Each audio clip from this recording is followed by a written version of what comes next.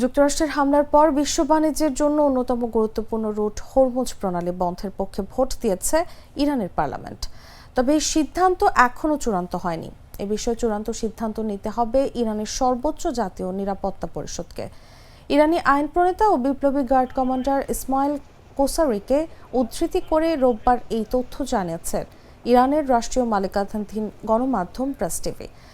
ইসমাইল কৌসারি রোববার young journalist ক্লাবকে বলেন, এমন পদক্ষেপের বিষয়টি আমাদের আলোচ্য সূচিতে আছে, যখন প্রয়োজন হবে তখনই কার্যকর করা হবে। ৩৫ থেকে ৬০ মাইল প্রশস্ত হরমুজ প্রণালী পারস্য উপসাগর ও আরব সাগরকে সংযুক্ত করেছে।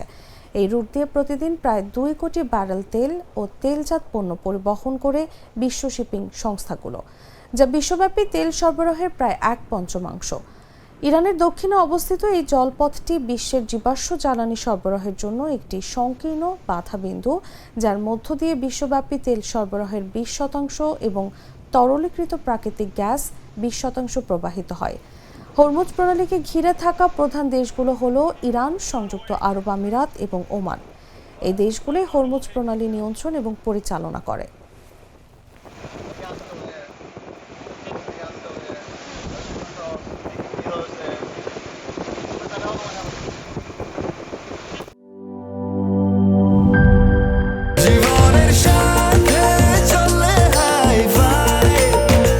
স্বাস্থ্যকর অল টাইম ফ্যামিলি কেক, সব সময় অল টাইম হেলদি লাইফ।